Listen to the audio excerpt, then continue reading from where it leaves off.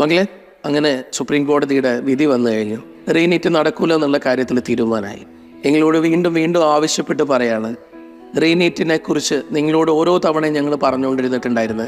അതിനുള്ള സാധ്യതകൾ വന്നു കഴിഞ്ഞാൽ നിങ്ങൾ അവിടെ പരാജയപ്പെട്ടു പോകരുത്.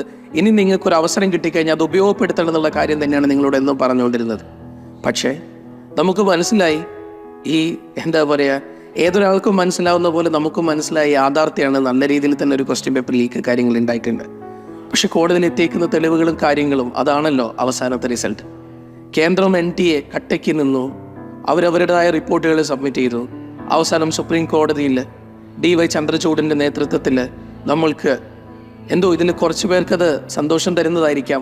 നന്നായിട്ട് പഠിച്ച് നല്ല മാർക്ക് നേടിയേക്കുന്ന ഒരു കുട്ടികൾക്ക് അത് ഹാപ്പിനെസ് തരാം. പക്ഷേ ആ ബോർഡർ ലൈനിലും 1 മാർക്കിൻ്റെ വ്യത്യാസത്തിലും 10-20 മാർക്കിൻ്റെ വ്യത്യാസത്തിലും നമ്മുടെ കയ്യിൽ നിന്ന് നഷ്ടപ്പെട്ടു പോയ കുട്ടികളുടെ വിഷമം അത് വല്ലാത്ത വിഷമം തന്നെയാണ്. എനിക്ക് നിങ്ങളോട് പറയാനുള്ളത്, നിങ്ങൾ ഒരിക്കലും തളരരുത്. നിങ്ങളുടെ മനസ്സുകൊണ്ട് നിങ്ങൾ ആഗ്രഹിച്ചത് MBBS തന്നെയാണെങ്കിൽ നിങ്ങൾ ഉറപ്പായിട്ടും അതുമായിട്ട് മുന്നോട്ട് പോകണം. നമ്മുടെ മനസ്സിനെ പാകപ്പെടുത്തുക. നിങ്ങൾ പഠിച്ചതൊന്നും നിങ്ങൾക്ക് നഷ്ടപ്പെട്ടു പോയിട്ടില്ല, വേസ്റ്റായി പോയിട്ടില്ല.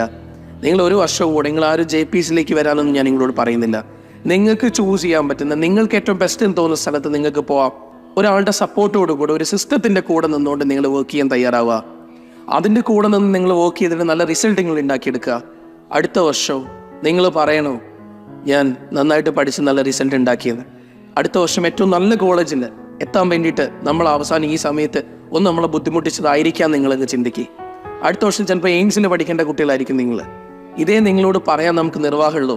കാരണം എന്താണെന്ന് പറഞ്ഞാൽ നിങ്ങളെ വേണ്ടാത്ത സ്വപ്നം കാണിച്ചല്ല, നിങ്ങളെ ചുമ്മാ ഇരുന്നിട്ട് നിങ്ങളെ ഫേക്കായിട്ടുള്ള ഇൻഫർമേഷൻസ് തന്ന് നിങ്ങളെ പറ്റിച്ചല്ല. നിങ്ങളോട് എനിക്ക് പറയാനുള്ള ഒരൊറ്റ കാര്യം ഇതാണ്, മക്കളെ, എന്ത് പ്രശ്നങ്ങളുണ്ടായാലും എന്നും കൂടെ നിൽക്കാൻ തന്നെ JPSനെ അറിയാം. അത് ഇനിയും കൂടെ നിൽക്കുക തന്നെ ചെയ്യും. അതിന് എന്തൊക്കെ തന്നെ ആരൊക്കെ തന്നെ പറഞ്ഞാലും ശരി, നമ്മുടെ സ്റ്റാൻഡ് ഇത് തന്നെയാണ്.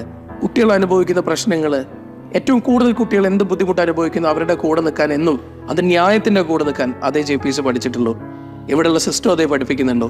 അപ്പോൾ ഉറപ്പായിട്ടും അത് എവിടെയാണെങ്കിലും ശരി, ലൈഫിൽ മുന്നോട്ടേക്ക് നിങ്ങൾ എങ്ങനെയൊക്കെ മുന്നോട്ടേക്ക് പോകുന്ന കുട്ടികളാണെങ്കിൽ നിങ്ങളെ കൂടെ നിൽക്കാൻ ഈ ഇൻസ്റ്റിറ്റ്യൂട്ടിന് പറ്റും. അപ്പോൾ മക്കളെ, ഇത് ആലോചിച്ചിട്ട് വിഷമിക്കാൻ നിൽക്കരുത്.